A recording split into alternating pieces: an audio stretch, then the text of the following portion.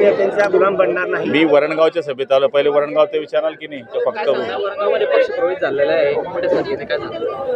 हे बघा, वरणगावमध्ये या ठिकाणी राष्ट्रवादीचे प्रमुख कार्यकर्ते जे मागच्या काळामध्ये जिल्हा परिषद सदस्य राहिले, सरपंच राहिले, नगरसेवक राहिले, त्यांनी आज बहुतेक या ठिकाणी कार्यकर्त्यांबरोबर या ठिकाणी मध्ये शिवसेनेमध्ये प्रवेश केलेला आहे।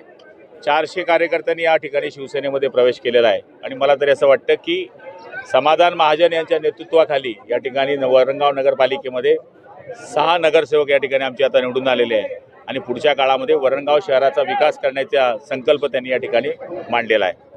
आता वरणगाव हे भाजपचा बालकिल्ला होता, आता तुम्ही भाजपच्या बालकिल्ल्यामध्ये सुरंग लावलेला आहे। अनेक लोक शिंदे सरकारमध्ये पक्ष प्रवेश करत। हे बघा, आम्ही भाजप शिवसेनेचा प्रस्ताव युतीचा केलेला होता, मांडलेला होता, पण तो होऊ शकला नाही।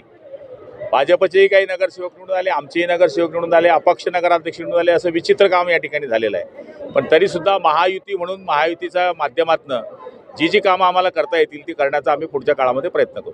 हो, इम्तियाज जलील म्हणताय येत्या काळात आम्ही महाराष्ट्र पूर्ण हिरवागार करू, असं इम्तियाज जलील म्हणताय। इम्तियाज जलील म्हणताय महाराष्ट्र पूर्ण हिरवागार करू। हे बघा, कोणी म्हटल्यानंतर कोणी सांगत नाही। आता इथे शिवसेनेच्या कार्यक्रमामध्ये किती मुस्लिम आहे असं कोणाच्या म्हणण्याने काही गोष्टी हिरवागार होऊन जातील आणि पिवळ्यागार होऊन जातील ह्याला काय अर्थ नाही आहे। उलट माझा त्यांचा सल्ला आहे की अशा पद्धतीचे वक्तव्य करून जी देशामध्ये राज्यामध्ये शांतता आहे ती बिघडवू नये।